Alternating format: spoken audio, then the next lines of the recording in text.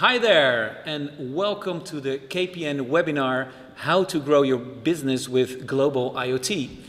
Mijn naam is Jasper Kuin, reporting live from this beautiful Internet of Things Academy. And today we will have 3 guests, 3 domain experts on the issue of M2M, eSIM and RSP. Before we start introducing the guests, I would like to introduce you, Paul. Paul Koning, Senior Sales Director for KPN. Nice to have you on the show. Thank you. You were here a couple of months ago also discussing M2M and the capabilities of KPN. So it's good to have you back. Nice to be here. Thank you very much. Thanks for having me.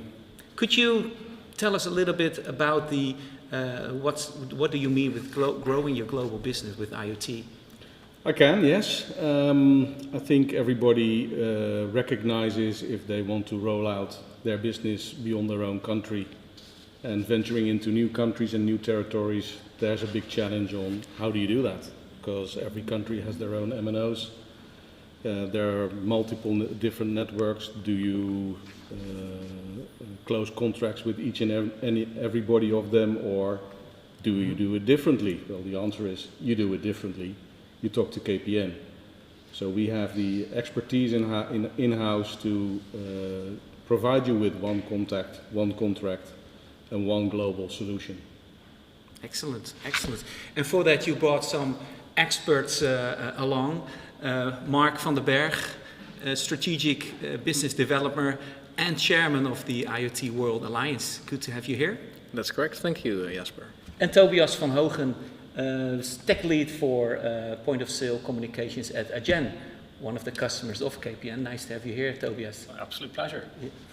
Before we dive into this material, Paul, for the people who don't know KPN as well as we do here in the Netherlands, could you explain a little bit how you're organized?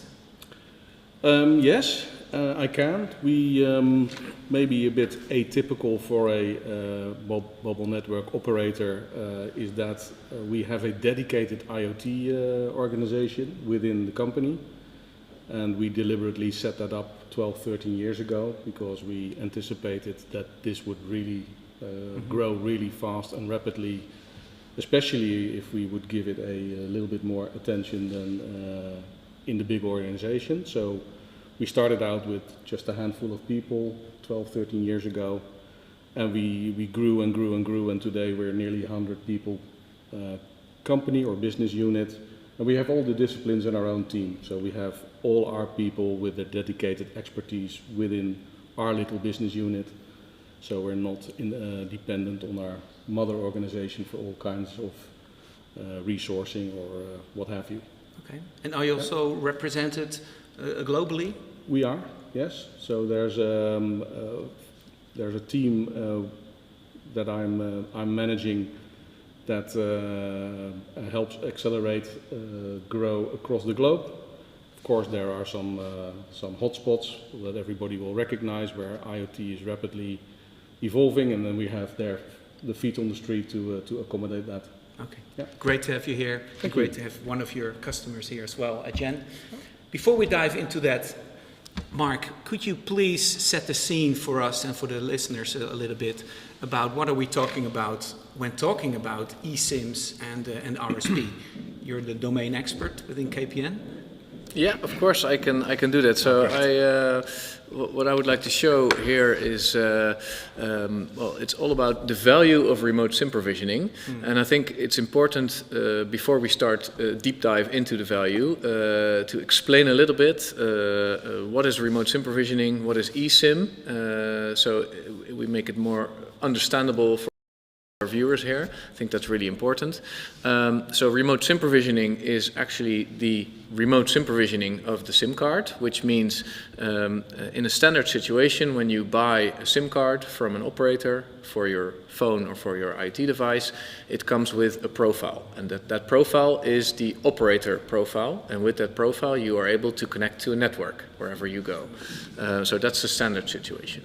With remote SIM provisioning we make it possible to do an over-the-air download of a profile, so that can be a profile of another operator. We will explain in more detail later, but this is the theory. So you download a profile of another operator and you do that over the air. So you don't have to change your SIM card to acquire another operator. And then eSIM. So eSIM is actually very simple. It's nothing more than embedded SIM. So in the old days we had the big plastic cards, those were SIM cards. Then you could pop out a smaller card, and now we're in micro, nano, it gets smaller and smaller. And embedded SIM, eSIM, is the one that is soldered onto your circuit board, which makes it impossible to take out and very handy to use remote SIM provisioning, because you can't take it out, and if you want to change your provider or you add another provider, it's really necessary to have remote SIM provisioning. Yeah. And is that eSIM any different from the consumer market, the eSIMs that are, as I believe, also in the Apples and the Samsung mobile phones? It's a good question. So technically the eSIM is the same. So in your iPhone or your Samsung phone is also an eSIM. So you can put in a regular SIM, but also the eSIM. The technology behind the screen is a lot different from machine to machine to the consumer, but the physical part is very similar. Yeah. Okay, good question. If there are any other questions, please feel free to type in the form on the right hand of your side of your screen. Any questions you ask us, we will divide between the domain experts. So please feel free to let us know what you're asking. I thought you had a slide on more about eSIMs. I do. So I will try to go through this slide. So the value of remote SIM provisioning, or eSIM, is that it allows our customers. So it's of course all about he's right there. All about our customers. It's not about us. So what we enable with eSIM remote SIM provisioning is that our customers can have only one SKU. And for everyone that doesn't know what a SKU is, a single stock keeping unit. So you only need one device. You can put in SIMs in that device, and no matter where these SIMs go, you don't have to change it. So it's a very simple process. Of course, for some reasons you might need 2 stock keeping units for specific regions, but not for the SIM cards, not where you go, not where you want to go, or where you might go in the future. So that's a real nice benefit of the flexibility of the SIM. Another part is that if you go global with your product and you want to be connected in multiple countries across the globe, if you were to go to all these mobile network operators, you will have to sign contracts, get into agreements, legal, commercial, operational. So that's a really big hassle. When you use the, in this case, KPN eSIM with the remote SIM provisioning, you can sign one contract with KPN, and we make sure that all the contracts underneath with the other operators are between KPN and the operators, so there's no need to sign your own contracts. So that's another big benefit, I would say. And then another huge benefit is that you're future-proof. So today you might be developing in a specific region, so your products are sold in the European market, and then one day someone comes in and says, look guys, there's a hot opportunity in Brazil, we have to start selling there, what do I do? Okay, great, you bring your devices to Brazil, oh, I need something with my connectivity. Well, no worries, there's an eSIM in the device, remote SIM provisioning, we can even take care of putting a profile of a Brazilian operator. We'll come back to that later in more detail, but we can put that on even after you have put the SIM in the device. So you put it in and you can change it afterwards. So that's future-proof. Is everyone on eSIMs or RSP at the moment? It seems so useful not having to have 8, 10, 20 different SIM cards in the manufacturing plant to insert in devices. Yeah, a couple of years ago it was really rare to see operators using this technology, mainly because it was very new, so we've done it very long in the same way, so it's quite difficult to change this, but because of customer demand, customers were saying, I don't want to buy the regular card anymore, I want flexibility. That's why we started developing within KPN this technology, and now you see that many operators are offering one way or another this type of service. Yeah. So one of the other things that is actually a nice benefit of eSIM and remote SIM provisioning is that you can have sort of a local breakout in each country that requires either by regulation, so you're not allowed to permanently roam, or you want extremely low latency. That means that the time between the trigger on the device and the actual happening of the event is very close to each other. That with remote SIM provisioning you can add a local profile of the country that you are in at that time, and the internet, so the device will connect locally to the internet, and the traffic will not be handled through the gateways of KPN in the Netherlands, because in a standard roaming situation all the traffic goes to the Netherlands and back. That takes time. For a phone call that's not a problem, but for a device that's time critical it is. So that's why... Why wouldn't you be able to would the government prevent you to roam locally? Well, in some countries it's government regulation where they want you to acquire a local source, so source locally. That's, for example, in Brazil, in Turkey, in some parts of China. And sometimes it's the operator. So some operators will have, monopolies on certain network availability, and they will just require local acquirement of a profile. So it can be different things. Okay. Another, it's the last example and not the least example, because this is really interesting. Together with remote SIM provisioning, we can actually add 2 profiles to one SIM card, and that means we can have a KPN profile, so you can be connected to the KPN network, and next to this we can add a profile of another operator, and that means you can switch to that secondary profile, then have local breakout in the country that you are putting your device to work. If for some reason that connectivity part fails with the local operator, you can fall back to the KPN profile and reuse the existing roaming capabilities that are in place. So you actually have remote SIM provisioning going local. When that fails, you can go back to roaming and use any of the other networks that is still capable of setting up a connection. That sounds obviously very nice. And do many customers use that as we speak? Not that many as we speak, but we do get a lot of requests for high availability in critical lines of business. So one of the critical lines of business, Tobias will explain, of course, payment. Mm-hmm. Payments need to go through. That's not the case of, it doesn't really matter if it's 10 minutes later. No, you're in a store, you do a payment, you want it to go through because you want to go out. Also, another example is when you have the delivery guys at the door. You need to do a payment at these delivery guys. They usually don't even have time to hand over the pizza in a nice way, so they don't have time to wait 5 minutes for a transaction to go through. So all these things, they need high availability. They must be sure that the connection is there. So if it's not there on the local profile, you want to change it to the roaming profile. Yes. So. Tobias, you've been using this technology for a while. Adyen, a Dutch company with an amazing mobile payment platform who actually needs this kind of connectivity usage. Could you tell a little bit, first of all, for the audience, what your country, what you do, and then how you use this technology? Yeah, sure. Well, my name is Tobias, and I'm responsible for all things around point of sale that do with communication. So that can be the devices itself, Wi-Fi, Bluetooth, cellular, but also deal with our merchants, because of course these devices are in the networks of our merchants, mm-hmm. and we have to make sure their setups and everything is correct. Maybe it's a good idea if I first give a small introduction to Adyen, because I'm not sure if all the viewers know Adyen. We're getting a little bit more known these days, but still we like to operate a lot in the background, but we are definitely out there. Let's see. Yeah.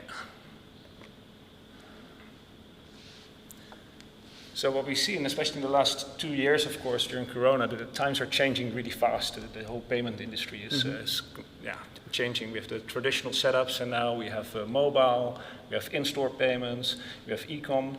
So what we try to do is to combine everything. and make it one platform. So we have a one platform strategy. How do you do this? Traditionally, payment providers work with, you have a party that does the risk, you have the acquirers, all different parties. And so as a merchant, you have to deal with all these parties. We do everything in-house. So we really combine everything. It's a one-stop shop, so to speak. These days, we're also including issuing, so we're now also starting to issue cards, and that really means we operate on a global scale, and for many of our merchants, they don't have to deal with storing payment data. It's a security. We tokenize the cards, we make sure we take care of that security, and they can do what they're good at, that is their core business. As I said, we might be in the background, but there are some pretty big names we deal with. You see some e-com customers here, but also many stores worldwide, so pretty complex landscape that we're helping in the background. Now, let's focus on point of sale, which is more my department and also where we touch with KPN. Of course, the payment terminals are everywhere, new payment methods, QR codes, everything happens. And we're operating globally, and this is also where we're matching KPN quite clearly. I mean, we're already adding some extra countries here. That also means if you're a global retailer, that means you don't have to have different contracts in every country. Like you talk with Adyen, and this is how you integrate and how you do your reconciliation, for example. So it used to be a pretty complex one. Like I said, you have different countries with different stores, and especially imagine being a big holding and trying to figure out what everyone is doing. Gets complex pretty quickly. Also, the integrations are complex, different cash registers, etc. And now what we do is we make it one big thing for the merchant, and that way the payments become frictionless. And that's also very good for the shoppers in store. It becomes a much better experience. So I'm almost at my last slide, but that's still also the important one. This is just a sum up, because you also have to imagine we're like another plus point for our merchants is that we're delivering all this data to the merchant. We have merchants that decide on opening stores in different countries based on the data we give them back. So a lot of insights. There's no difference anymore for them between the website and something that happens in store because the customer is recognized anyways. Mm-hmm. So this is where we're starting to touch KPN, of course. Like Mark mentioned, we always need to be online. I mean, there are scenarios where we can do stuff offline, but it's quintessential for our business. It needs to be fast, and also, like Mark said, the speed of the transaction becomes really important. Now, a small interlude to the success of Adyen is something I would like to point out, so that we have an Adyen formula. Now, this is not a mission statement. It was made years ago, but it's something like we don't have a lot of hierarchy in the organization. We have a lot of trust and a lot of empowerment of people, but there's certain things we kind of live by. I'll take out two, I think. One of them is we launch fast and we iterate. So our time to market when we make products is extremely fast. So we have a basic product, and then based on the input of our merchants, we start making it much better. So that's really the release cycles are incredibly fast. So that's important for us. Also, how we do with partners. Another very important one when we do with partners and with our customers is we don't hide behind email. We don't like a series of email artilleries back and forth. We pick up the phone, and normally that's the fastest way to do business. So we like short lines of communication. And that for me, there we can kick off the case study with Brazil, because that's a very nice example of where I saw a business need. It's been a long discussion already. Let's step back for that, because we should have said that you're the person with Adyen who started this technology, this eSIM integration with your service a couple of years back. Could you go there and see and tell us a little bit how you got in touch with KPN? Were there any other vendors, and what journey you passed up, ending up, or perhaps starting with Brazil? Well, I think in the beginning, this is already almost 6 years ago when we started to work with each other. It had to do with the provisioning systems that KPN is using, KPN Jasper. We need to automate everything. We don't like manual processes, so for that was definitely a key. Another big thing was, I think, the roaming contracts. KPN is the incumbent provider, and so historically they already had a lot of contracts and a lot of partners worldwide. So that was an important one, and I think from there we started off. A couple of years ago, we started with RSP. And then the advantage there is twofold. You can call it, there's an insurance policy in a way, like let's say country X, or like Brazil suddenly decides like no more roaming.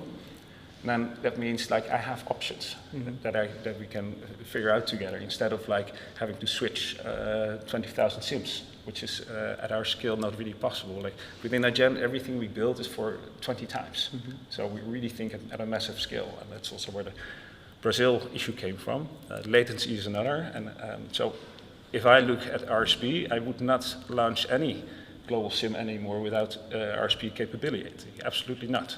Because within RSP, we can talk about it a little bit later, there's also other advantages you can have technology-wise. And I think when we started launching in Brazil, we found out like, okay, there's no roaming there. And for us, that was business-wise, we can talk about the tech in a moment, but that's not a feasible solution for me. I have to roll out 10,000s of terminals. My alternative was, okay, I go to 5 operators in Brazil, 5 different legal entities. What are you going to do? Send a field engineer to a store and try 5 different SIM cards? What are you going to do with support? It's impossible to operate. So I started challenging Mark and KPN at that point, like, okay, this is not what I want. And I have to say, I started digging myself, and later also with Mark, and like, I think it's possible under the latest under the latest standards. So in the end, we flew to Brazil. We found that it was possible. We got many. So you contacted Paul and Mark, explaining the advantages, the difficulties in Brazil. And you stepped into a plane. And then they of course, and then there was like, and it's a nice thing now, and especially with this department of KPN, is that the thinking becomes different, because I started to challenge the business case. It's like, no, we really want this, and like, I'm sure we can create a business case around it. It took quite a bit of time, of course, because it's not only KPN. KPN was done quite quickly, but you also have to deal with the terminal providers, the chips that are in there, and then the software that has to deal with all these changes. Now, the cool thing is, the end result in Brazil is now that we have a solution where you have a terminal, the merchant can say, like, it goes to the seller menu, there's 4 options, they can choose the operator, it will change to that operator. So effectively we're roaming, but legally and tax-wise, we're completely good in Brazil. So we created an enormous, unique selling point using a different technology for Brazil. And then even nicer is that with the same technology, Brazil is one country, we can start projecting this to other countries. Japan, Australia, where latency, for example, becomes important. So that's how we can grow further business, I would say. How did that go, Mark? It sounds easy now, but I think the first few questions, the answer was no. So we had a meeting in their office and we said no. And it's I think Paul's laughing, it's very typical for our department. We're not afraid to say no, but of course after no comes, okay, but how can we do it? Yeah. And then we go into discussion, and because I remember the first question was when Tobias and I met, he said, okay, I want to have a local profile there, but I also want the extras where I can roam on the other. Actually, I want all the local profiles, but then on your SIM card. No, that's not possible. And that's when he laughed and said, okay, but then you make it possible, and then you have a happy customer. So we started the conversation, we brought in some more technical experts, and then we realized if we find the right partner, specifically in Brazil, we mentioned Brazil a couple of times, if we find the right partner, we might be able to do this. And then comes the challenge, okay, how do we find that? Adyen has already established a local business in Brazil for the e-com, so that was good. So Tobias went on a plane first by himself, went to Brazil, found a partner, And then he phoned me and said, okay, Mark, I found one, let's set up a meeting. So we had a meeting together, and from that moment, the snowball started rolling, and in the end, we signed a contract, we did a technical integration, a lot of testing, and I think it took us anywhere between, let's say, 6 months and a year to get everything working, but that's also because it's the first time. Brazil is not an easy country, there's a lot of legal tax implications. Even I remember getting a batch of SIM cards from Spain, the producer of our SIM cards, into Brazil. I think only that process took 2 months, and then they were at customs for another month because they were on strike. So it's all these things that you don't anticipate, but that do happen. So. But it is also a solution where we went further than what Apple does with your iPhone. When you go to the US, you can get an AT&T subscription for 2 weeks or for 4 weeks. This is taking it a step further, and it's really using the latest standards that were only just out. It's pretty bleeding edge, but they're very solid. So we went further than that, and in that sense, I'm pretty proud that we managed to do that. How do you test these new technologies at the Adyen side?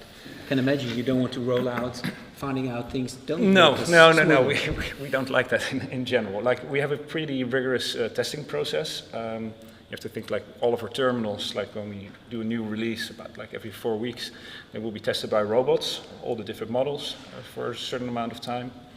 After that, these terminals will go to what we call beta merchants around the world.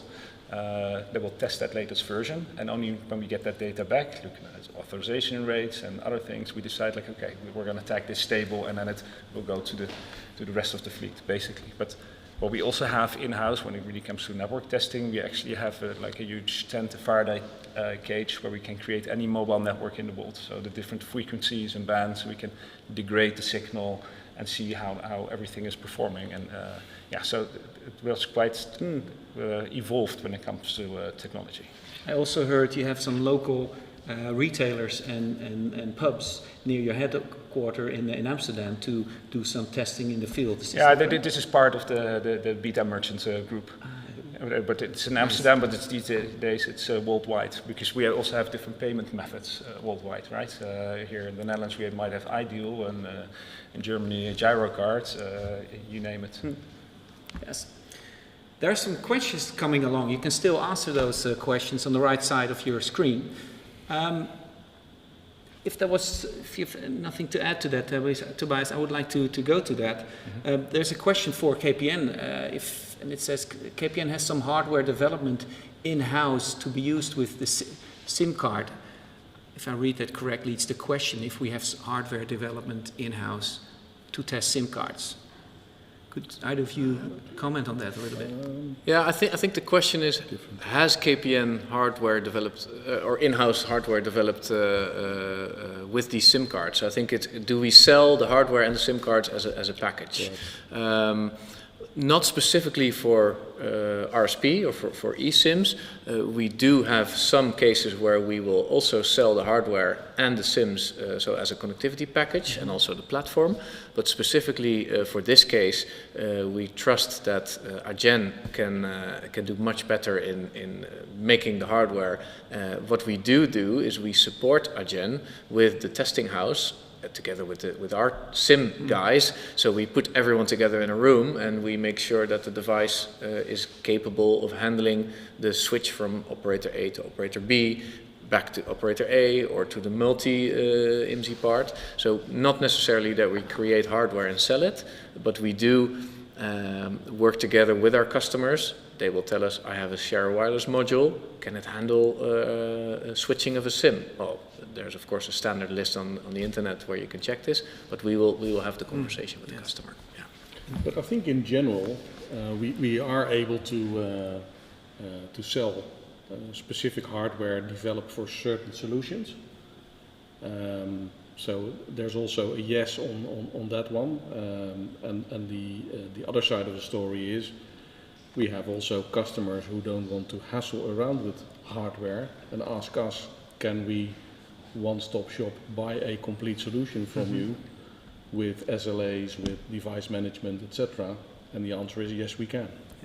And do they pick up the phone or answer the email when you Well, I normally pick up the phone, and they do. No, it's you know, the team on it's a pretty big team, but I normally only talk to a couple of people, and I've been working with them for years, so I know whom to reach. But they get a 10 out of that one. That's for sure.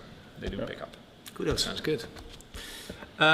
Let's go through the questions. Another question is, how is download a new profile different from the existing roaming feature? Yeah, okay, so that's also a multi-interpretable question, but the way I interpret this is, I will give a little explanation how this works. So every SIM card will leave the factory with a KPN profile on it. No matter if it's an eSIM, RSP SIM, there's a KPN profile on it. With that profile, you can connect to all the networks, so to the KPN network in the Netherlands and outside to the networks of all our roaming partners. So that's our standard offering. When you have an RSP-capable SIM, that means that we have the capability to over the air, do a download of an other operator profile. The download of that profile doesn't change anything on the SIM. The SIM is actually using that roaming network to download the profile of specifically any other operator, and that will sit next to the KPN profile on the SIM.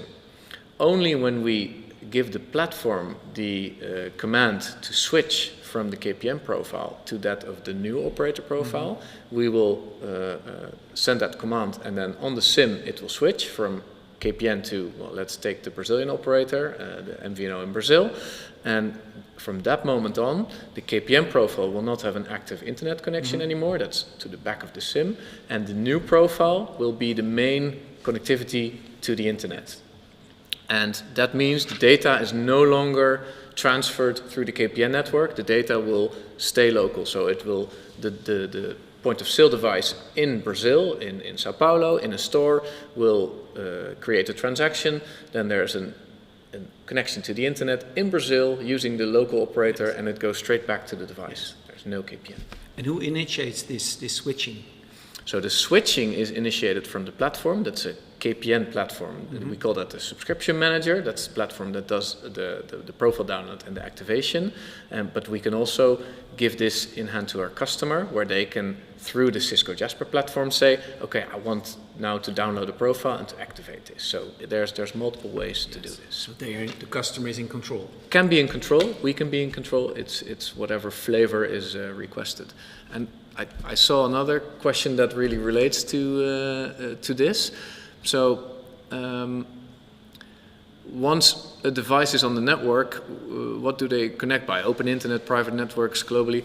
That's really no different than from the roaming situation. It's depending on what you want. So we can have open internet, you can connect through VPN or a private APN. So all the options that we have, we can also have when going with a local breakout or domestic operator. That doesn't change. Multiple APNs is also possible. Absolutely, yes. Yeah. Thank you for asking the questions. They're coming in now by a bundle. Interesting question. The Adyen works on a 4G SIM card, but the question here is, with the introduction of emerging tech such as narrowband IoT, do you see the future of IoT shifting towards this technology into the lower bandwidth opportunities?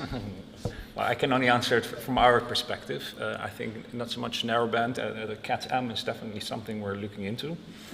One of the problems is that, for example, roaming worldwide is not completely organized yet. It doesn't cover the whole world yet. I think when Cat-M has many advantages. Like, okay, the throughput is much lower, but because the bandwidth is lower, it will go through cellars, it will go through big buildings, you know, with lower connectivity. That's definitely an advantage.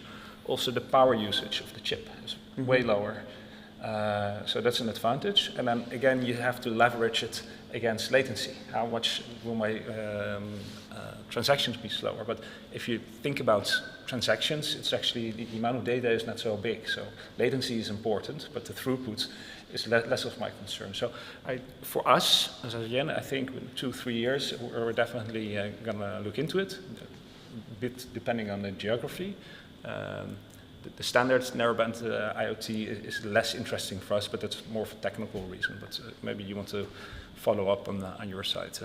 No, I think I fully agree with your use case. Most of our customer use cases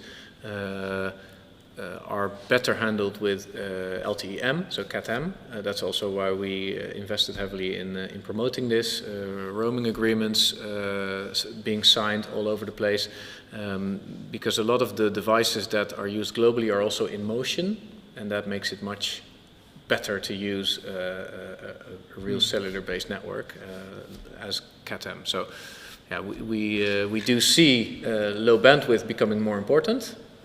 But that can also be reached with other technologies than narrowband IoT. But I think there's also a flip side of the question. There's not only a tendency to focus more on low usage, low bandwidth solutions with narrowband IoT and LTE-M, but there's also a new environment arising, like the networks that are needed for autonomous driving, for broadcasting, and that's something KPN can also handle and manage with their solutions. Yes. For those high bandwidth, high usage solutions. Yes. So I think the market is split in two: high data, high usage; low data, low usage. You cover both. Yes. With the whole spectrum. Absolutely. On that. Yeah. Okay.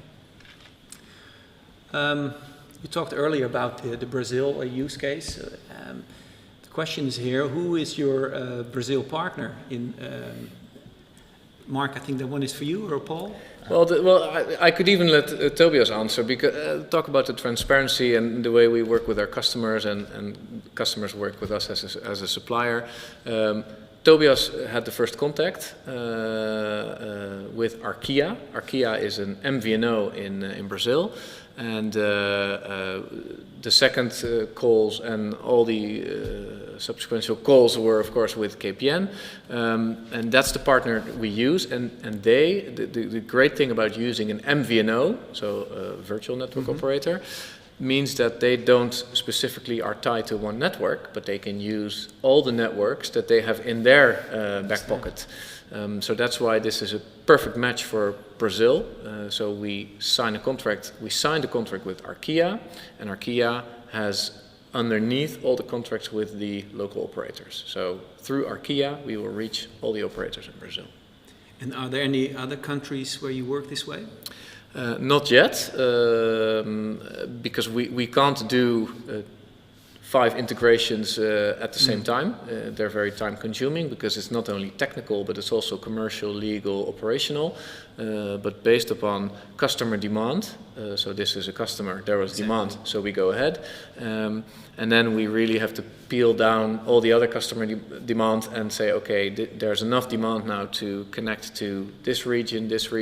So that's one. And the other angle is that we also scan the region. Okay, where do we expect issues? Where do we see already that we have a lot of SIM cards in the field, and we have to come up with a solution. So we're looking at multiple geographies to create the same solution. And there can also be hybrid solutions, right? It could be, for example, Australia, where AT&T is the biggest. Well, we could decide, like, okay, let's be that profile 1, because we have a local breakout, it's faster. But then as the backup, we use, with the same technology we use in Brazil, we do roaming on the KPN profile. So there's different solutions that we can basically craft for different countries. Another question coming in is, with an eSIM, how local is the profile? And it has an abbreviation behind it, IP-ADDI. Yeah, I think what it means there is, actually I know quite a lot about this, because we're working on this project right now. So in a standard situation, the IP will still be connected to the Netherlands, because the SIM card has been issued with a Dutch IP address. So standard, it's registered in the Netherlands. It might be a coincidence, or it's some colleague from KPN that asked this question, but we are working on a project now that will allow us to change the region of the IP where it's registered. So technically, in a couple of months from now, we should be able to even create a local IP solution, which means if you want to view content in Brazil that is specifically for the Brazilian market. So in the Adyen use case, it's not necessary because the IP is not relevant because people are not watching Netflix on their payment terminal yet. You never know.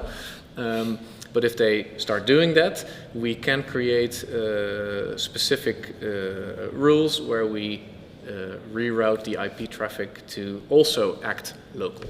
Wow. So that's possible. Wow. Questions are coming in from all over the world. Iran is the next one. They're asked if it's possible and if there are any limitations for using this profile in countries. And how do you handle the second profile in that specific country, in this case Iran? Yeah, that's a very good question. I was hoping Paul could answer. No, just kidding, Paul. That's very specific. I don't know anything about specifically Iran at this moment, but let's take that offline. I think we know who asked the question, so we'll get back to that. Yes. And, after this, the webinar, you have an option to let us know any questions, and we will do that offline. So that possibility is there. Ryan is asking, can we switch to the local network provider and stay on that network as long as needed? Any thoughts on that? Technically, absolutely, but in the end, it's more of a, how the deal was made and what was agreed upon. But technically, I would see not any limitation, but it's more a question for you. Yeah, absolutely, you're right. So the idea is when we switch to a local profile, we have a contract in place, we have everything in place. So that means if you want to stay on the profile of the Brazilian operator, as long as we have the contract, and we will prolong the contract as long as there's business behind it, you will be able to stay on it indefinite. Okay. Why would Ryan ask this? I could understand. What use case could be? I could understand if it's permanent roaming, so that's on a permanent basis. So usually you are allowed 60 days or 90 days subsequent usage, and then you're kicked off, and then you have to go to become a local profile. Ah, okay. That's what I could take out of this question. But apart when we switch, there's no Okay. no time. A few more questions about this, Ryan. After the webinar, you can let us know. Yep. Trying to translate this a little bit. This SIM can switch the telecom in real time in a region with poor coverage of one operator to another that has good coverage in this region. That's a long sentence. I think I know what this one is about. It's something we actually do not for various reasons. But could you reframe the question for the audience? Yeah. So the question is basically I'm using this solution. I'm connected to operator A. It turns out they have bad coverage. Can we do a fallover to operator B based on the signal strength, for example? You have to realize that every SIM has actually an applet running. That's just a little microcomputer. The applet can be programmed in any way you want. So I know there's auto failover applets. It's something we decided against because we know, like in many cases, these terminals are in a store. The merchant knows exactly which operator is the best. They change. We actually reboot the device just for good measure, and then we stay stable on that. So technically, it's feasible. They are out there, and if you're interested, I would say I can get in touch around this. But there are some drawbacks on this autofill over scenario until now. Okay. What is the future of eSIM and RSP? And if you're already doing bleeding edge technology, but how do you see it evolving? Yeah, I think one of the important things here is that with the enormous growth of eSIM, so embedded SIM, let's go back to the beginning where I explained the difference between a standard SIM, which you can plug into a device, and the eSIM, which is soldered onto the circuit board. When you put eSIMs in your devices, it's mandatory, I would almost say, to have remote SIM provisioning, because you cannot take out the device, the SIM card. Of course, if your device only has a lifetime of a year, that's possible. If it's a very low-end device, that's not a problem. Please put in a plug-in SIM, it's very easy. But if it's 1, 2, 3, 4, 5 years, and you need to be flexible, you want to put in this specific remote provisionable SIM.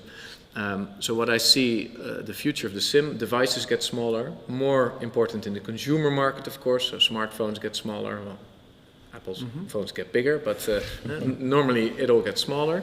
But the space in the IoT devices will get smaller. It's much more easier if you can, in the factory, put everything on board and you don't have to add another SIM slot. So that's a real benefit for all these IoT devices. So with that comes the embedded SIM, and automatically that will require everybody to offer remote SIM provisioning in one way or another. So I foresee that in a few years there's no more SIMs sold without this technology. Yes, and are there still operators not endorsing eSIM or RSP? Yeah, I speak to many operators globally through the IoT World Alliance to our partners, but also other operators, and there are still a few that don't specifically have a lot of outbound IoT opportunities. And you see, if there's not much outbound IoT opportunities globally, that the need for remote SIM provisioning, if you're just selling 90% in your own country, it's not really a benefit. But if you're selling 80% or 70, 60 outside of your country, and you use roaming and you need local breakout, then it becomes very relevant. Let's see, questions coming in, much appreciated. Question from Jort. How do you ensure a secure, safe connection across all these networks where sensitive data is shared across? Is it all the edge or the core? Good question. I think my answer might be different than yours. I'll start with yours. Yeah, no, sure. In our case, I would say it's at the edge, right? We take APNs from KPN. Technically they're behind the net, but it basically means our devices can never be reached over the internet towards the device, while the device is actually able to connect to the internet. That's one part, but our devices are completely PCI compliant. There's a lot of security layers, so that means between the terminal and Adyen, all the traffic is already encrypted. So there's no way that KPN or anyone else in the network will be able to snoop that traffic, because there are very heavy requirements when it comes to that, especially around PCI. So that's multiple layers of encryption. So in our cases, it's really on the edge between the terminal and between the Adyen platform. What KPN security, I think they've been around for a very long time. I'm pretty sure it's pretty closed off. But from our perspective, from a PCI perspective, I'm not worried, because it's so thickly encrypted that that's not a problem. Anything to add to that? Well, the only thing I can add is that we follow the standards of all the standardization bodies in telecommunications. So that means automatically, if you're on a 4G network, you are secured by everything between the operators, and every operator has to follow these standards. So whether it's an MVNO, MNO, globally, all the phone calls that are made within Brazil over these networks are secured and encrypted. So we follow these standards, and what the customer usually does is they have their own set of standards on top of this. And eSIM or the remote SIM provisioning doesn't change that, because our network standards are similar to the network standards of any, let's say, MNO. Clear. Let's see. What about eSIM and CAT-M and narrowband IoT, since SMS is not supported in these forms? Yeah, that's an interesting question. I know where this question comes from. The standard way of working of the GSMA standard for remote SIM provisioning is that there, at the end of the process, there's a handshake between the device and the platform that says, okay, did you get my new profile and is it accepted? And that handshake is through SMS. If you can't send an SMS, that's difficult. But what I do understand from the new standards of GSMA, that it's also possible to do it through IP. So you don't need the SMS. But in the current platform, it's SMS. And then, of course, there will be a mismatch if SMS is not an option in the network. But there are ways to do it over IP. So I don't know the details and how much data is needed. But I'm assuming that even Nerbit IoT will have enough bandwidth to shake this hand. Thank you. Or do the box. Compliments of the level of the knowledge at this table, Paul. Thank you. I said a lot already. Right? Well, you picked the right people. So, and let's use the limited time that we have answering all your questions. What happens to consumer care? How would you be able to monitor the performance of these customers? How would you? Perhaps that's a question for you, Tobias. Well, yeah, in multiple ways. First of all, I have a real-time view of what happens to our SIMs anyway. The moment one is connecting or attaching to a certain network, I can see it, I can see how much data it is, and like I already showed you guys, like what with the whole value chain, we want to see everything, and it also means also data connectivity, how that's going. Secondly, we can see how our terminals are operating. They're calling home. Many of the new terminals are basically always connected. So yeah, we have a real-time view, and normally that for us that's merchant-facing. So merchants can see it themselves. We show them how their fleet is behaving and whether they're doing their updates, transactions are performing correctly. Yes. Yeah. So this data is more advantages than just being always online and doing payments. It's also the data enriches the knowledge of these merchants. Yeah.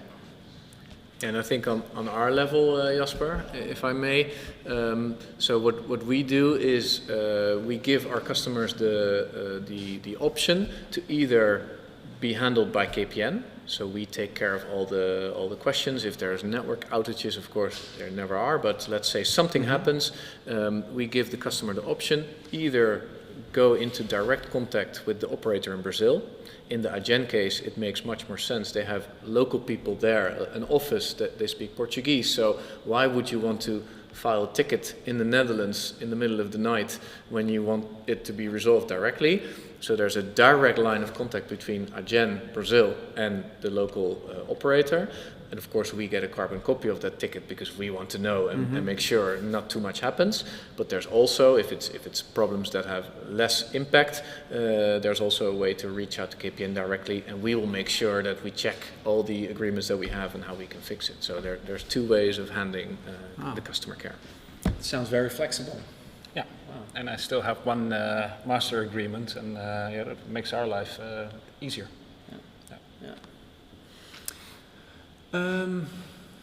Who would be point of contact for future information? A good question. We have Paul here. I would say, Paul, you'll be the go-to guy for these first point of contact, and then Absolutely. Later you can, just like you're doing now, pull the right KPN people together. I understand that everything is well, custom if the questions are specific. And you're the person who knows who to involve.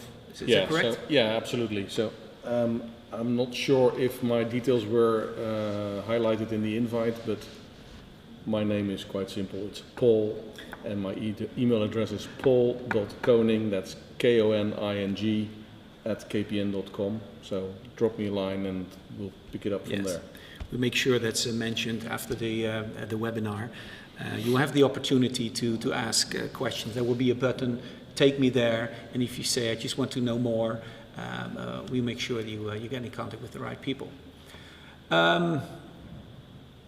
Guys, I think this is the last question. So it's time to round up. Paul, thank you for inviting these people with this amazing journey you had with the technology of KPN, but also with your business. Tobias, thank you very much, and I hope to see you back one time. Pleasure. Mark, thank you very much. Paul, and we're signing out from the Internet of Things Academy here in the Netherlands. Hope to see you next time. Make sure to stay in this call so you can ask your questions. And we have a fast feedback tool. It will take you less than 1 minute. We're really interested to know more about what you want to hear in the future when we do this the next time. For now, see you later. Bye-bye. Bye-bye. Bye-bye.